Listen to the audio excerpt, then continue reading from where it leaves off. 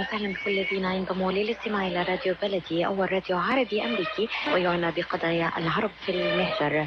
برامجنا في راديو بلدي كل يوم جمعة من 8 وحتى 9 صباحا مع ليلى الحسيني في بث حي ومباشر وعبر WNZK راديو 690 AM. صباح الخير بلدي، صباح الخير لكل مستمعينا. Welcome to Radio Baladi, the first Arab, Middle Eastern, and American simulcast radio show. Radio Baladi is broadcast every Friday morning on WNZK 690 AM from 8 until 9 Eastern Time on Good Morning Michigan with Layla Al-Husseini. Our call-in number 248-557-3300. And now, stay tuned for the best radio talk show on Arab and American issues with your host, Layla Al-Husseini.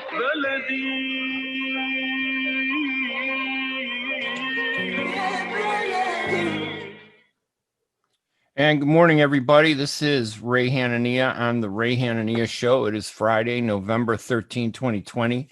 And I am Ray Hanania, special U.S. correspondent and op-ed columnist for the Arab News newspaper. The Arab News newspaper's website is arabnews.com. I hope you go there and read all the stories, not just my opinion and news and feature writings, but all the opinions and news and features that the Arab News offers at arabnews.com. The Ray Hanania Show is brought to you by the Arab News newspaper, the Middle East leading English language print newspaper with editions in Saudi Arabia, Dubai, Japan, Pakistan, France, and bureaus in London, New York, and Chicago, where I'm based. We are also simulcast live on the U.S. Arab Radio Facebook page this morning at facebook.com/US Arab Radio.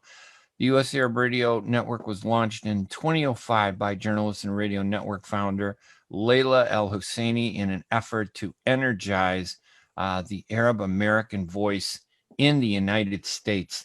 And it's a very tough effort, as you know, to try and do that. We try our best. They got so many good programs all week, Monday through Friday on WNZK AM 690.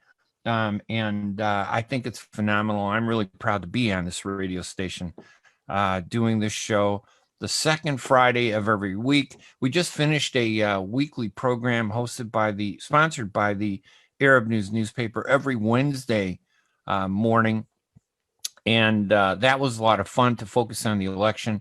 And hopefully we're going to be moving back into that format, focusing on not just elections, of course, but all kinds of stuff. Our number, by the way, right now is 248-557-3300. And what we're going to do today is just mainly talk to you, the listener. I'm really curious. We just want to find out what your feelings are about Donald Trump losing to Joe Biden. We want to find out, what you think of Biden's victory. Here at WNZK AM 690, the Ray Hanania Show, again, Friday, November 13th. Our website, again, is broadcast live on the U.S. Arab Radio Facebook page and 10 other Facebook pages, I just want you to know. So it's really interesting. Once you get this going, you can, it takes a while to get the technology together.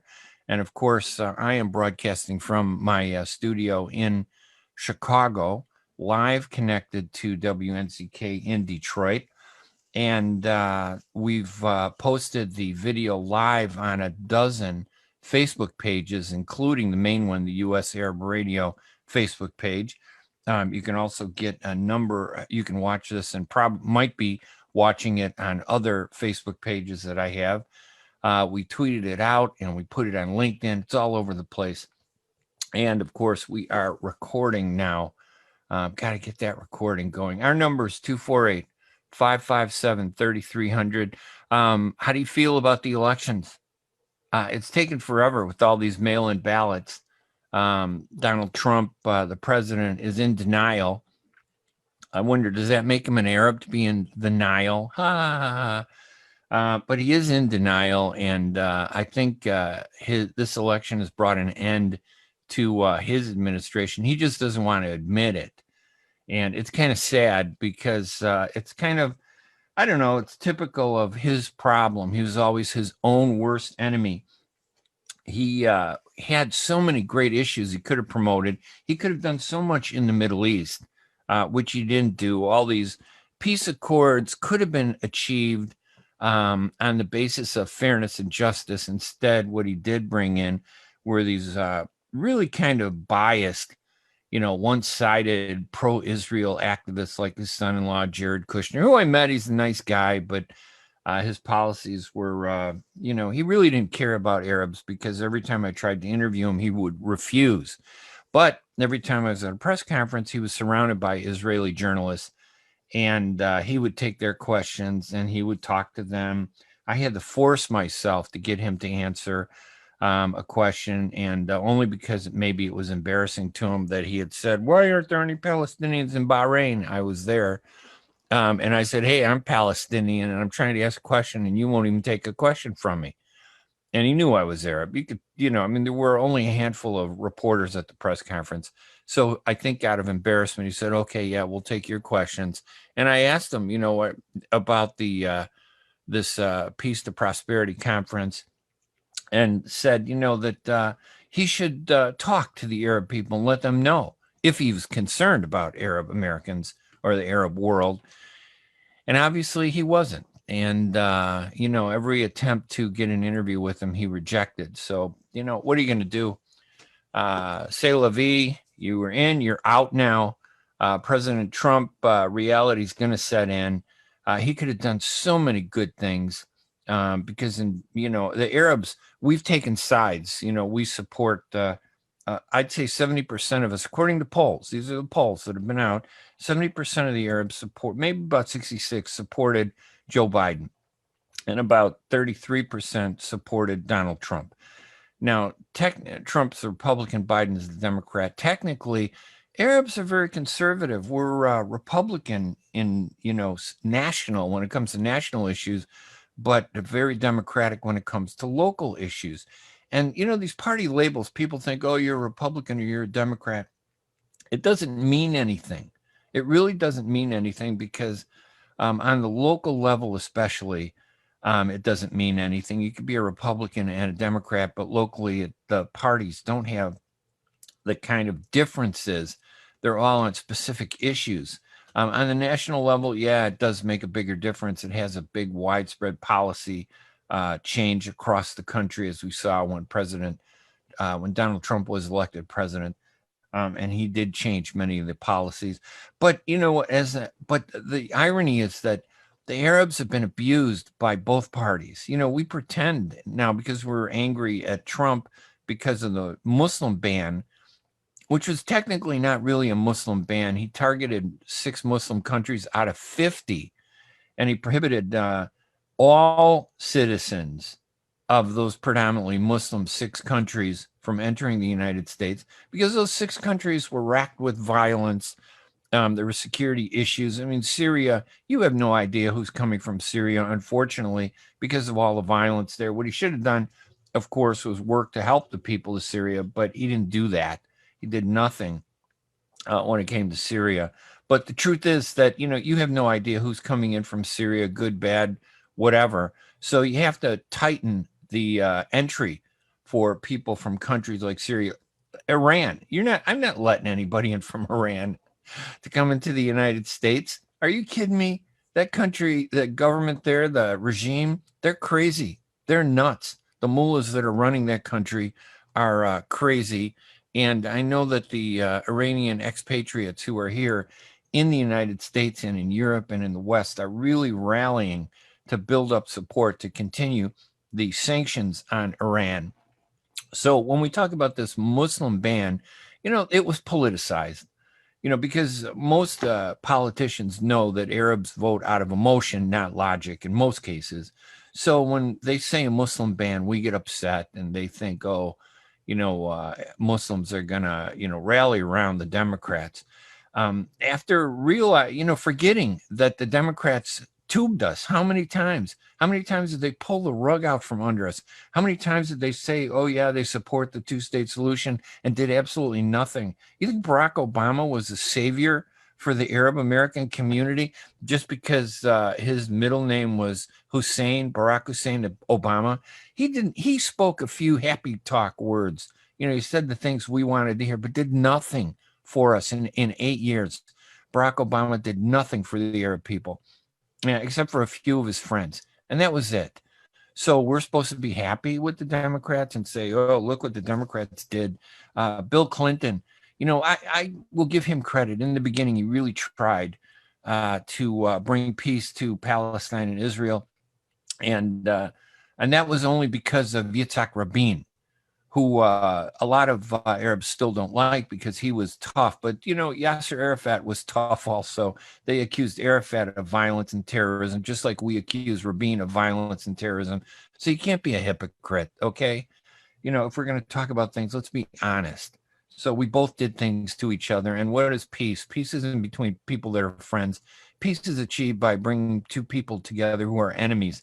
And that's what Clinton did in 1993, mainly because of Yitzhak Rabin wanting to make peace with the Palestinians, and because of Yasser Arafat, who realized during the Intifada that Hamas which had been founded by the Israelis.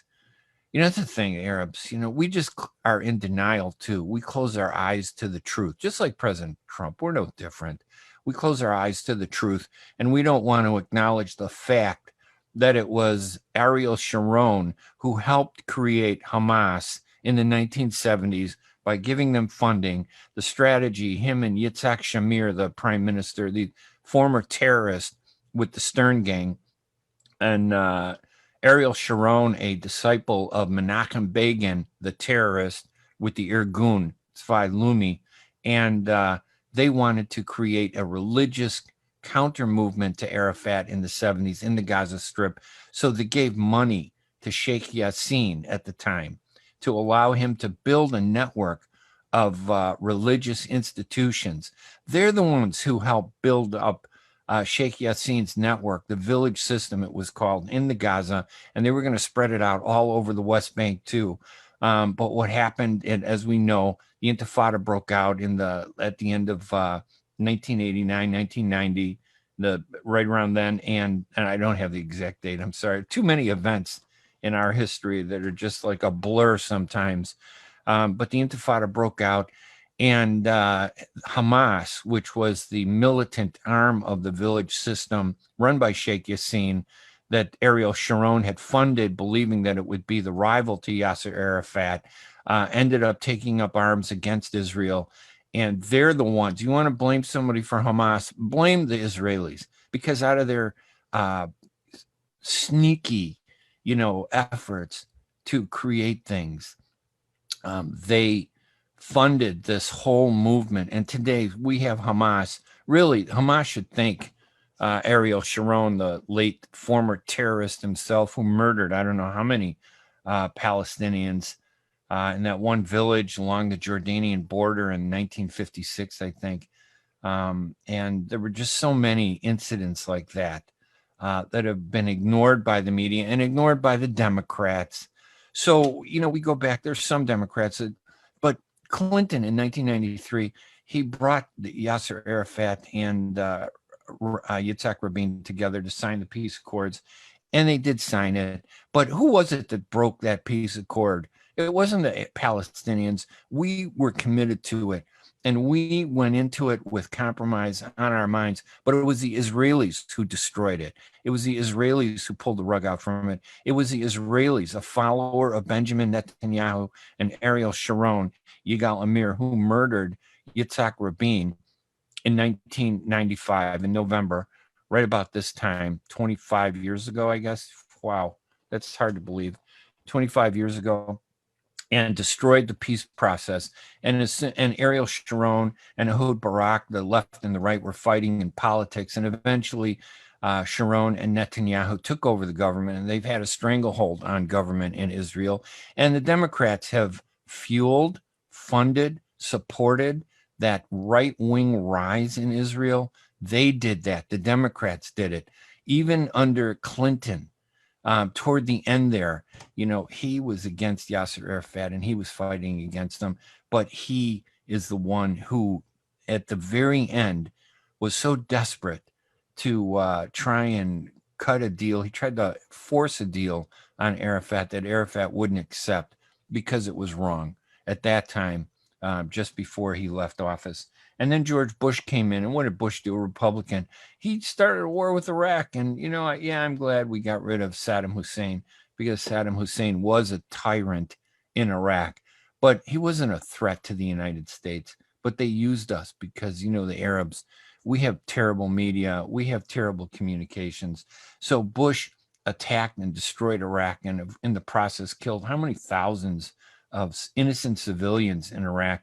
Yeah, he got rid of Saddam Hussein, which I'm happy for, because Saddam Hussein was a brutal tyrant, and his two sons, Uday and Qusay, were brutal. And they just murdered people and raped women all the time. This Qusay would drive down the street, pick up schoolgirls and rape them and then murder them. Yes, it was that, but it was good to get Saddam Hussein out of office. But do you think that George Bush did that to save the Iraqi people? No, he did it because Saddam Hussein was still in power after his father, George H.W. Bush, lost the election to Bill Clinton. And George W. Bush, the son, was upset that his father couldn't be a leader, was only in office 4 years. And here's Saddam Hussein in there 15 years, 10 years later. That's what happened. So he didn't do it to save the Iraqis. You think George Bush cared about the Iraqis? He didn't care about them. He didn't care about any of them. What he cared about was his own personal politics. And that's the thing you got to understand about American politics. Democrats and Republicans, when it comes to the Arab world, there's no difference. They're exactly the same. You think there's a difference? I know we got all these activists out there, and I respect them. They're all good because we're all trying to define our presence here in the United States. But you think that there's a difference between Democrats and Republicans? You think that there's a difference between Joe Biden and Donald Trump? Yeah, you wait a year. And you tell me what happened. I remember when Barack Obama got elected and he made that big speech in Cairo, the big Cairo speech. He dropped the ball. He didn't care. It was all PR and fluff. And now Joe Biden has a 6-page commitment to Arab Americans. Let's hope that he follows through and hires Arab Americans and changes things in the Middle East. He said he didn't support. They said nobody supported what Trump did in the Middle East, all his backers. But you tell me, is he really going to change anything?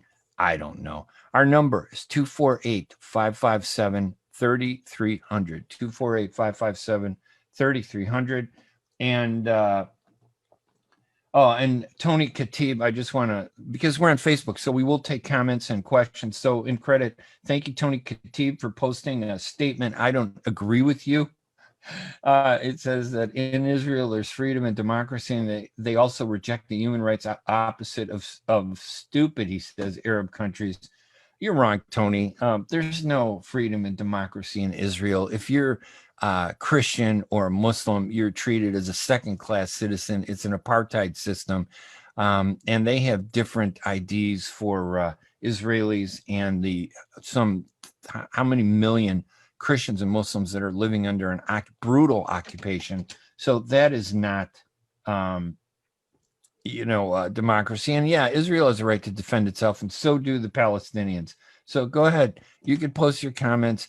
I'm not afraid of them because I think the truth comes out when we talk about it. Anyway, we're going to take a quick break. When we come back, we'll continue this discussion. You can post comments or questions on Facebook and on the U.S. Arab Radio Facebook page. That's the one I'm monitoring.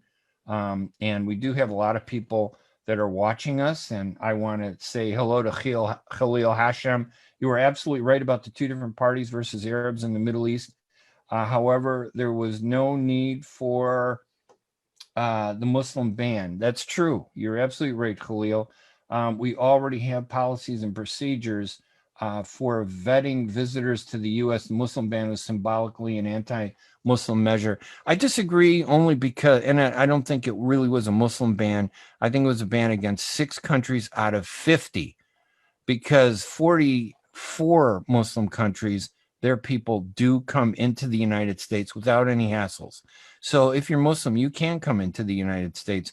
but only when you come from those 6 or 7 countries. I think they adjusted it a couple times. Anyway, we're going to continue talking with everything. So all the people posting on Facebook, we can have this discussion if you want to continue following. 248-557-3300 is our phone number. I'm Ray Hanania. It's Friday, November 13th. We're going to take a break, and we will be right back right after these messages.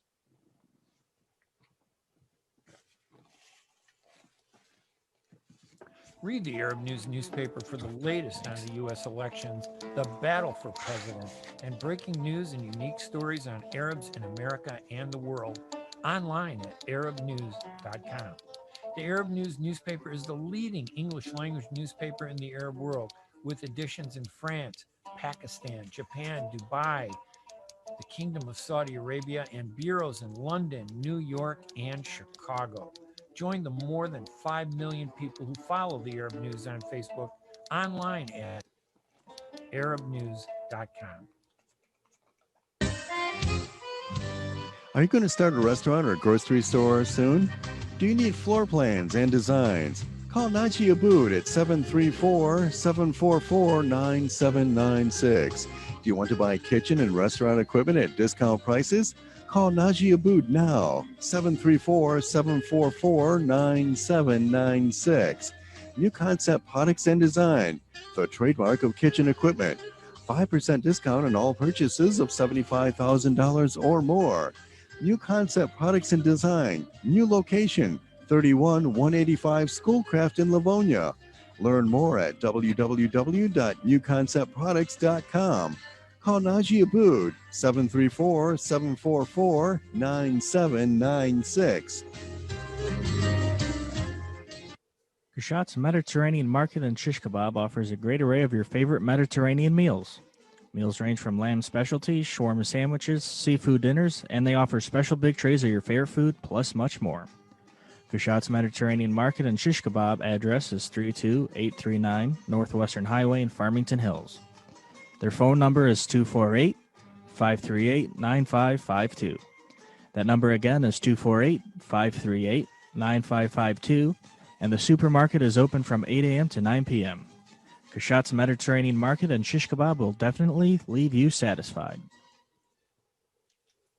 When it comes to reproductive medicine, IVF Michigan Fertility Centers are the recognized leaders. With locations in Bloomfield Hills and 5 other cities in Michigan and Ohio, IVF has experts in all aspects of the field. As a founding member of IVF Michigan Fertility Centers, Dr. Nicholas Shama is one of the leading reproductive endocrinologists in Michigan and Ohio. Dr. Shama has performed over 10,000 IVF cases and has helped thousands of couples fulfill their dreams of parenthood. American board certified in both obstetrics and gynecology and reproductive endocrinology and infertility, Dr. Nicholas Shama is a very caring, compassionate, expert physician that understands not only the medical but also the emotional toil of infertility on his patients. When it's time, get personalized care from Dr. Nicholas Shama at IVF Michigan Fertility Centers in Michigan and Ohio. Call toll-free 855-952-9600, 855-952-9600. And welcome back to the Ray Hanania Show. I'm Ray Hanania. It is Friday, November 13, 2020, and it's second Tuesday of the month. My show is the second Tuesday of every month here at WNZK AM 690 Radio, which is part of the U.S. Arab Radio Network, launched in 2005 by journalist and radio network founder Layla El-Husseini, and also sponsored by the Arab News. We just did a run of election shows sponsored by the Arab News newspaper here at WNZK AM 690. Every Wednesday morning we were doing it before and after the election.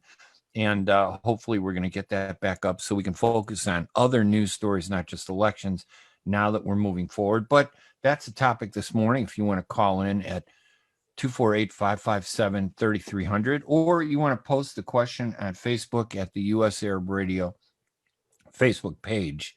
That's facebook.com/US Arab Radio. You go there, you post the comment, and Tony Khatib, he's posting there on Facebook, and he says things that I don't agree with, but obviously he's Christian, maybe Lebanese, I'm pretty sure, and just from his name, and he's probably a nice guy, and I don't have any disagreement with him as a person, but he keeps saying about how Israel is a democracy and supporting, everybody, Christians and Muslims. They steal our land in Israel. If you're a Christian, you have no rights in Israel. There's 60 specific laws that treat Christians and Muslims, that discriminate against them in Israel. 66, I think, and maybe they just passed another in 67.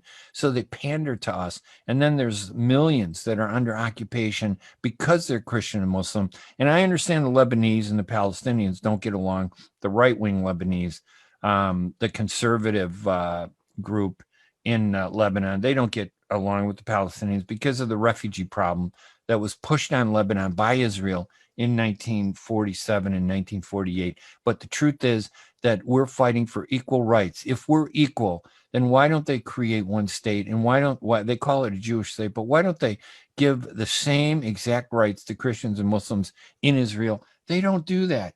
And they kill Palestinians all the time, Christian and Muslim. They kill them and they don't investigate it. But if a Palestinian or Christian kills Israeli, they are shot dead. Their families, homes are destroyed. What does the family have to do with a person who, that's like some guy robs a store in Chicago. And if this were Israel would not only arrest the guy that robbed the store, but he'd blow up the home of the guy's family, the suspect's family. And then they'd even blow up the homes of the cousins and the relatives around them. That's called collective punishment. And that's a violation of international law. So those are the things we're talking about. I want to give a shout out to the National Council on Resistance of Iran, the NCRI. I covered their members, Miriam Rajavi, the chairwoman of the People's Mujahideen of Iran, who's fighting to overturn the mullahs and the fanatics in Iran to establish democracy there. And they believe that the West needs to end their appeasement and end their support to terminate all relations with the mullahs and the ayatollahs in Iran, because they're nuts in Iran. They're crazy. The government, they kill people all the time. They're like North Korea. They're terrible. So we should definitely come up with policies that put pressure on the government of Iran. And I just wrote a story about their conference that they held. It was an international virtual conference of people here in the U.S. and of people in Europe who are calling for regime change, the elimination of the mullahs. They should be arrested. They should be persecuted because they're murdering people left and right. Our number is 248-557-3300. If you want to call in, we're happy to take your call. Or you can comment on one of the Facebook pages. The one I'm monitoring is the radio show's broadcast live on WNZK AM 690 radio, where you might be in your car or at home, and we appreciate it. And you can call 248-557-3300 to talk about any issue. It's open for callers today. Or you can go to Facebook. You could watch it on some 10 different Facebook pages where it's live, including on my own page at Ray Hanania on Facebook. But I'm monitoring the U.S. Arab Radio Facebook page, where I can see people who are watching and who are posting. And by the way, Tony, you're right. Listen, I respect your opinion, Tony Khatib. I don't disagree with your right to express an opinion. I think you're wrong. It's not a personal thing. I don't think we should hate each other personally just because we disagree. But I will tell you that what Israel does to Christians is terrible. I own 10 acres of land in Jerusalem that I can't get, not because of any reason except the fact that I am Christian. I am a Christian Palestinian, and I am discriminated against. My family is discriminated against. And, ironically, my wife and son are Jewish, and we still don't have those rights in Israel. They do, but I don't. And yes, I'm not saying that the Palestinians or the Arab world is perfect. No, they're not. There are crazy people in the Arab world. They're fanatics, they call them Islamists, the religious extremists, but they're no different than the evangelical Christian right here that's in the United States behind the skinhead movement and all these racist movements. Those are Christian movements. They don't always identify as Christian movements, but that's what they are. Christian fanatics. So are there fanatics in all religions? Absolutely. There are fanatics who are in the Jewish religion. There are fanatics in the Christian religion, and there are fanatics in the Muslim religion.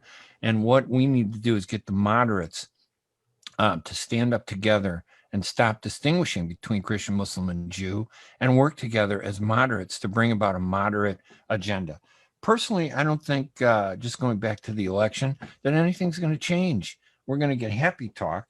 We're going to get a lot of BS from Biden about the Arabs. Because listen, why do I say that? Because that's what we've gotten over the years, BS from Biden, BS from Obama. When Biden was the vice president, you think Barack Obama was any good to the Arabs? No, he wasn't. This guy knew how to talk, and he, he did terrible things. Terrible things in the sense that he did nothing. He gave Israel more money than any prior president, and he said he was against the settlements, but the settlements continued to increase during Bill Clinton, during George Bush, during Barack Obama, and during Donald Trump. So don't tell me that there's like this difference and that I should be happy, that Donald Trump lost or that Joe Biden won.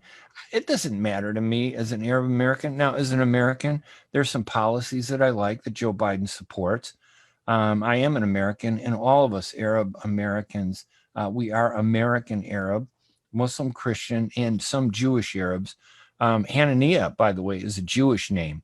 I was Jewish, our family, centuries ago, ancestors, but we did what we believed in our religion. Jesus told us to follow him, and we did that. We became Christian, and therefore we became Jewish Christians. Christians are basically, the original Christians are basically Jews, the Hebrews, the promised people. They promised the land to those people. Well, we followed up when we were told to follow Jesus. We did that. And we can get into that argument too, if you want to do that. I know the Israelis hate that when I point that out, that a lot of Christian Arabs and even Muslims who converted they were Jews, their ancestors, then they converted to Christianity. And then 600 years later, a lot of them, the Christians and Jews, converted to Islam and became Muslims. So they're the chosen people. Today, in today's terms, we're talking about Jews, Christians, and Muslims who are Israeli, because it's a religion. Judaism isn't a race, it's a religion. It's what you believe.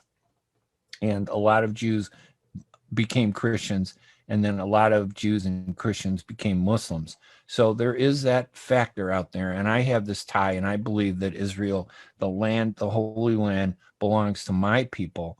And if I had any control over it, I would be fair. We're going to take a quick break here. It's already, I'm telling you, the time's flying fast and furious. At 248-557-3300. Then we'll take some phone calls. We have our friend Jerry Haba, who we'll get to in a second. But let's take a break. We'll be right back right after these messages. Water covers 71% of the world, and the Arab News newspaper covers the rest, with breaking news from across the Arab and Muslim world and the latest on Arabs in America. Get inside the headlines with expert analysis and insight at arabnews.com. Join 5 million Facebook fans who stay in touch with the Arab News, the Arab world's leading English language newspaper, online at arabnews.com.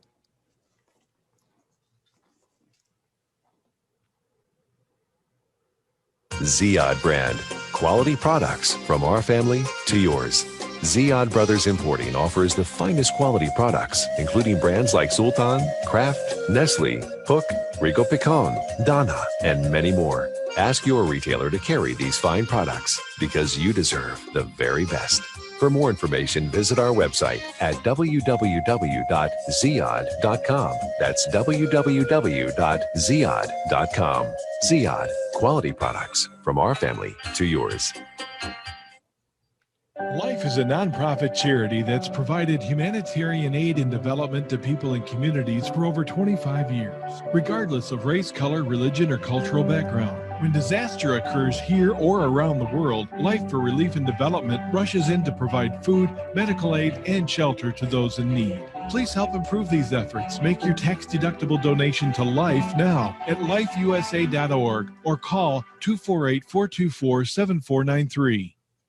Ready for an amazing experience at Ishtar Restaurant on 15 Mile Road in Sterling Heights. Enjoy excellent hospitality from owners Ali Al-Baghdadi and Fatty Bonham, serving the best in Mediterranean food. Try Chef Ali Al-Baghdadi's famous shawarma, the best Iraqi grills and food, and the best Arabic and international dishes. Dine in our authentic atmosphere or take out. Call 586-698-2585 or check us out on Facebook. Ishtar Restaurant practices all CDC guidelines and is open every day 11 a.m. to 10 p.m. Have an amazing experience today at Ishtar Restaurant, 3625 15 Mile Road, Sterling Heights. And welcome back to the, I was waiting for another commercial. I meant Ishtar Restaurant. What a great place. By the way, you should support all those businesses that advertise on WNZK. Because if it wasn't for them, you wouldn't have a voice. And there's like a few radio station programs, half hour long, in cities like Austin and Los Angeles, maybe an hour long once a week.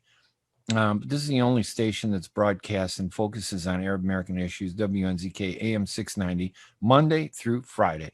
And I give credit to Layla Al-Husseini for doing that because it's a struggle. You make nothing. Okay, there's no profit in this, okay? Everything is just a cost, and if you support it, you're supporting yourself. That's the big deal. And you know what? There are no places where you can get information on the Arab community. There are a few newspapers like the Arab News in Detroit. I have that website, thearabdailynews.com. You can go there. And I write for the arabnews.com, the Arab News newspaper, where we do write about Arab Americans. But we're talking about only a handful of sites compared to hundreds of media, mainstream media, that discriminate against us by treating us like trash, like we don't exist. They marginalize us. They demonize us. They undermine us. They are racist against us. Let's go to the phone line if Jerry is still on there. Jerry Haba, one of our big fans. Jerry, you're on the line here at WNZK AM 690. Thank you, Ray Hanania. Good morning and happy Friday 13, Ray. Yes, you know, Friday good luck. 13. Bad luck days are good luck for Arabs. I just want you to know that. I feel lucky, Ray, because one of my kids born Friday 13. Wow. So really? I'm wow. Lucky. I love number 13 also, Ray, because I have one daughter and 3 boys. So that make it 1-3. Wow. That's great. How many children you have, Ray? 2. You have? Haifa, and Aaron, who I call Abdullah. God bless them. And hopefully Mike, he will have 12 children when he get married. Mike Shavkat. Is that a good thing to have 12 kids? Are you kidding me? Do you know what it's like to have? He will make a football team. That's like having 72 virgins, you know, to get 72 virgins, because you know how picky they are. You know, you don't want all that hassle from them. You know, a virgin is going to be so just bugging you. And one of them is hard enough, but 72 of them, that's not a blessing. I just want you to know. Yeah, Ray, my friend, I appreciate you taking my call. And I was listening to you. Ray, by the way, did you hear anything about Mr. Saeb Arakat? He passed away a couple of days ago. Yes, he did. Now, I knew Saeb Arakat. I met him. We went to the Gaza in 1995 when I was president of the Palestinian American Congress. And he basically said, not just to me, but to our delegation, that he didn't care about what Arab Americans in the U.S. thought. We should keep our mouths shut, that they were running everything and they'd decide what would happen. You know, I mean, listen, nobody will say, I will never say anything bad about somebody who passes away. Even when I disagree with him. I disagreed with him a lot. Yeah, I do believe, Ray. But he was a good person. He tried. Yeah, so he died from COVID-19, right? That's what I heard. Yeah, and he was treated at Israeli hospital in the West Bank. Yes, and you know that's the one thing. Not all Israelis are bad. You know, that's why I have some issues with the BDS movement. I support the premise to target the settlements and things that spin off of the settlements, but I don't believe we should block all normalization with the Israelis, because there are a lot of Israelis who support us. They're not crazy, and there are a lot of Arabs that are crazy who don't support us. So I would rather work with the Israelis who support us than some of the Arabs who don't. Well, God give him mercy. He's dead now. God bless his soul. So anyway, Ray, I want to talk about the issue. You were talking about Mr. Tony and that he's saying Israel is democratic country and this blah, blah, blah in the Middle East. Okay, yeah. I agree with just in denial. Point. Right. I do agree with a certain point. Look at the Israeli Knesset. How many Arab members we do have in the Israeli Knesset? I think it's 15. 15 out of 120. We could have more because the Arabs are 20%, but they are discriminated against. There are laws that are passed to prevent Arabs, Christians, and Muslims from organizing political organizations. They pass laws specifically to inhibit and prevent Arabs from getting elected. They can't stop them from being elected, but they can silence them, they can marginalize them, they can pass laws that restrict them. You're right, there are Arabs in the Knesset, and there are even a couple that are not on Arab parties. I'm sorry to interrupt you. Right, when you look at the Arab government, which we have, 22 Arab countries. Yes, they're tyrants. There are many of them. You're right. Many of them are dictators. I know what you're going to say, Jerry. Yeah. They're dictators. I get it. But is that a justification? Yeah, yes, but let me make my points right. Right, in Morocco, which we call it Al-Maghrib, Casablanca, Al-Rabat, you know there is a big Jewish community in Morocco. You know that, right? In a lot of Arab countries, there's several. Yeah. Yes. How many Jews they are in the Morocco parliament? But see, that's irrelevant. I think you're absolutely right. That's a good cause, but it's not relevant to the issue in Israel. The two are not connected. Discrimination in one place is not a justification for discrimination in another place. I don't live in Morocco. You know, my family is from Palestine and Israel. I know. So that's where the racism exists. I'm not saying you're wrong, Jerry, but I am saying that, yes, the Arab world is run by tyrants. You're absolutely right. Yes. But that doesn't justify Israel. Those tyrants don't say they're democracies. Does Morocco say it's a democracy? They don't, right? And Israel does. Mr. Ray Hanania, yes. When we talk about Israel, about Palestine issue, we have to blame ourselves first. You know, Mr. Ray, the Palestine issue since 1948, the Arab leaders, our leaders, they use Palestine as a card, a poker card. Yes, they did. To the government to trying to laugh at our people that I am with Palestine issue, blah, blah, blah, from late President Jamal Abdel Nasser of Egypt to Saddam Hussein to Muammar Gaddafi to Hafez Assad. All of them, they were talking about Palestine, use it as a ladder to get to the top of the pyramid. They use Palestine name for the past 70 years. Yep. And yes, they did. Get benefit from that. Yes. And with my respect to the late leader, Mr. Yasser Arafat, which I respect him at the beginning as a revolution, Arab Palestinian, but at the end, I could say even the late PLO leader Yasser Arafat, he turned to a dictator. Look. Well, listen, Jerry, let me disagree with you. I'm going to tell you something. Let me disagree with you. that, yeah, toward the end, he portrayed as being a dictator, toward the end by the Israelis. But when you are oppressed by somebody, how can you be a dictator? When somebody has a foot on your neck, how can you have an election? How can they tried their best really to create a government, but the Israelis kept their foot on their neck? Listen, Jerry, I got to let you go, and I appreciate, I love to give you time on here. Thank you. Right. Just let me make this point, please.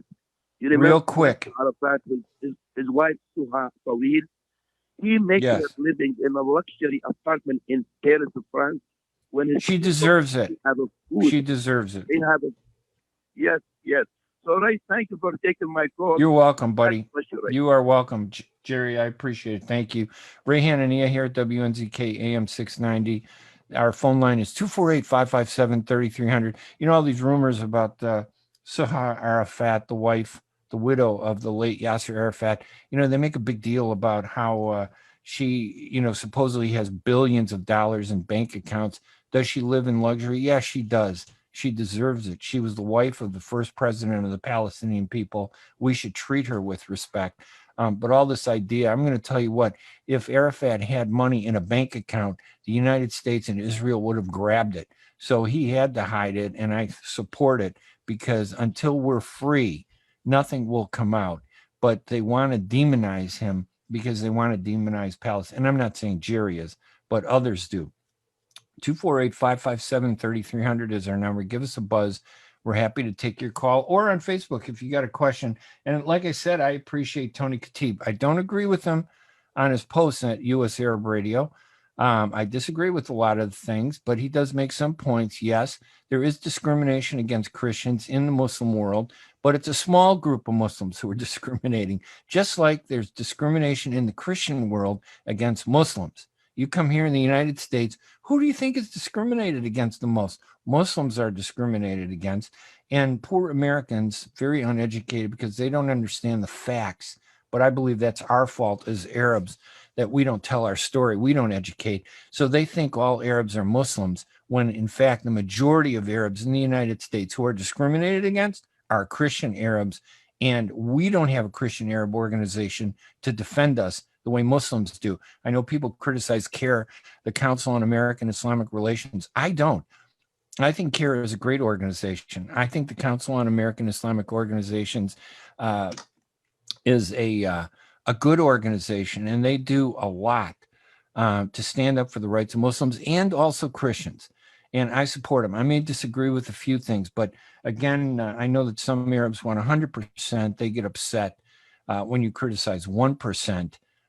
Because they ignore the 99%. Anyway, we got to take another break. I'm telling you, the time is flying here at the Ray Hanania Show on WNZK AM 690 Radio live in Detroit. I'm Ray Hanania. It's Friday, November 13th. Our number 248-557-3300. Please, I want you to call, share your views. It's not just me listening. There are a lot of people out there listening, and a lot of people on Facebook who are watching and listening too. I'm Ray Hanania. We're going to take a quick break, and we'll be right back right after these messages. At Top Rehab Physical Therapy Clinic in Dearborn, we provide effective physical therapy sessions in order to limit pain and discomfort. Top Rehab provides physical therapy care for any diagnosis prescribed by a physician, and we regularly see and treat conditions such as stroke, TMJ, fibromyalgia, sciatica, joint pain, and more. We use a variety of pain management methods, including modalities, soft tissue mobilization, and therapeutic exercise. If you're in need of physical rehabilitation or physical therapy, get the highest quality health care at Top Rehab. Most insurance is accepted, and we're open Monday, Wednesday, and Friday 8 to 6, Tuesday and Thursday 8 to 5, and Saturday 10 till 2. Call for an appointment today at 313-846-0555. That's 313-846-0555. Choose Top Rehab Physical Therapy Clinic on Michigan Avenue in Dearborn. Life's too short to be in pain.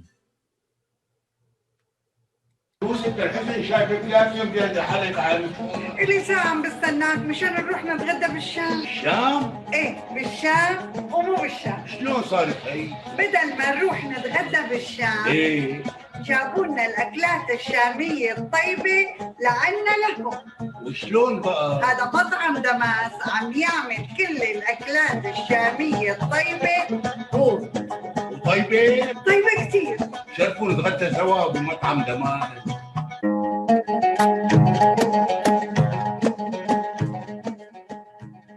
الأكل الشامي الأصيل فقط بدماس كوزين. زوروهم على 28841 أورشد ليك بفارمينغتون هيلز، ولطلباتكم اتصلوا على 248-987-4609. That's 248-987-4609. دماس كوزين and catering، جبنا لكم الشام لعندكم.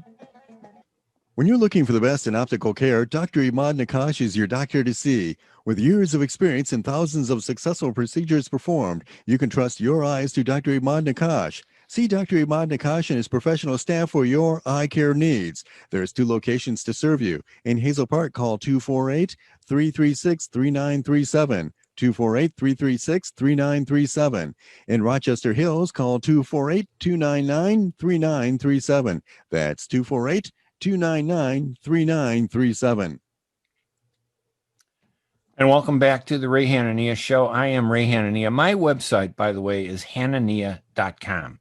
You can go there and it links to all of my writings, all of my podcasts. I do 2 podcasts. I do one on the Middle East, which includes this radio show, and I do one on mainstream American politics, Ray Hanania on politics. And all of those 2 podcasts are on iTunes, Spotify, all of the different podcast systems. And I'll be doing a American mainstream podcast later on today, focused on U.S. politics. You're listening to the Ray Hanania Show on the U.S. Arab Radio Network on WNZK AM 690 in Detroit. And we are sponsored by the Arab News newspaper through this week, which is great. I want to salute the Arab News newspaper. Their website is arabnews.com. And I urge you to support them because they're supporting our community and they're doing some great reporting. They got a whole stable of phenomenal writers, and they cover everything around the world. So we should be proud of ourselves. You know, the worst thing to do is self-hating, which comes out of being victims. You know, we become victims and we end up getting angry and we want to punish other people. But we need to support ourselves.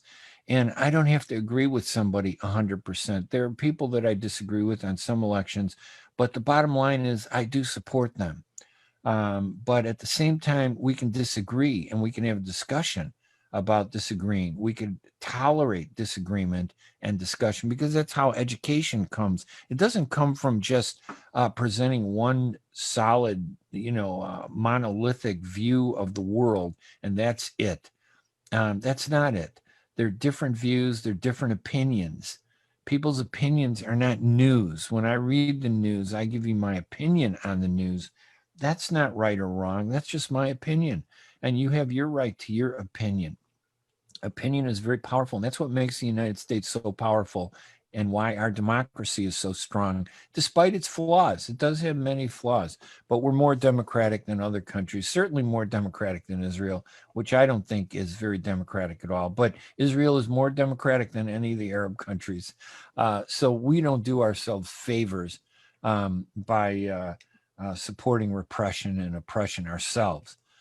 Jerry Haba made a great point when he called in earlier that, it's hard to criticize Israel's undemocratic apartheid when our own countries and even our own organizations, some of them here in the United States, they're so undemocratic. I mean, locally, they're so vicious. There's a small group of haters here in the U.S. They were mad at me because I supported Tammy Went. She was a local candidate for the Board of Review. She was a Democrat. She represented Jason Van Dyke, the police officer who was convicted of shooting a teenage African-American boy who was on drugs and who was carrying a knife, and it was late at night and he wouldn't listen to police. That's going to be a problem. Now, should he have gotten killed? No, I don't think he should have. But I also don't think Jason Van Dyke, the police officer who shot him, deserved all the time that he got in his conviction. And everybody made this kid to look like he was some, honor roll student, which was really kind of sad because we're in denial. His family, the kid, I'm telling you, if my son were out after 10, 11 o'clock, I'd be upset. If my son were using drugs, I'd be responsible for it. If my son were carrying a knife around, I would be upset. And that is responsibility that you have to take. And they won't take it. That's part of the problem with the Black Lives Matter movement. There are many things that I support about the Black Lives Matter movement. For example, like I'm against racism. I don't think racism is good. I think African Americans deserve to be treated equally, that they have the same rights that we do, and we should support them. But I don't give them blanket support because I think that there's some militants in the Black Lives Matter movement that have been violent, that have been behind the looting and destruction and arson in this country. 12, and it still bothers me till this day, nobody cares. In the United States, nobody cares that 12 Arab businesses were looted, destroyed, and burned to the ground. The families, I know some of those families, I've interviewed them. Nobody has stood up to support them. Nobody. So all this stuff about, it's just not true. We're dragged one way or we're dragged the other way. You either support Trump or you support Biden, and they don't want you to stand in the middle. They don't want a middle ground. But the truth is, there is a middle ground. Anyway, I want to say thank you for listening. I'm probably not going to be back until the second Tuesday in December, but I hope everybody has a great Thanksgiving.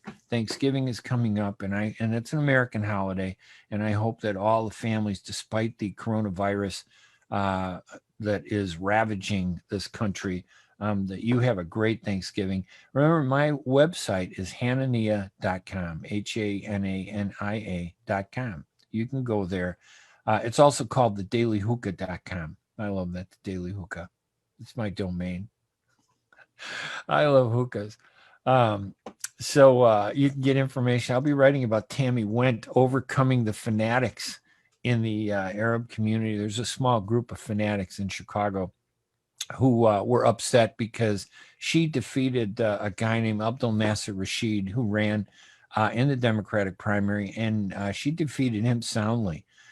And he represented the radical left. I didn't agree with him all the time. He didn't get along with me. I met him at the polling place and told him in another race I could support him, but he was running for Cook County Board Commissioner against somebody who's doing a great job. And I don't think that we should just run for the sake of running. I think we should run and be smart and look for opportunities to win office.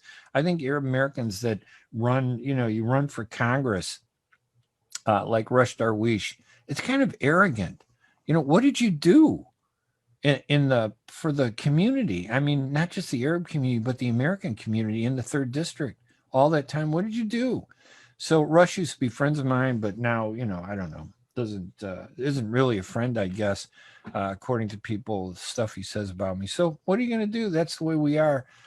He lost, barely got 5,500 votes after spending $800,000. That's embarrassing. That's embarrassing for the Arab community.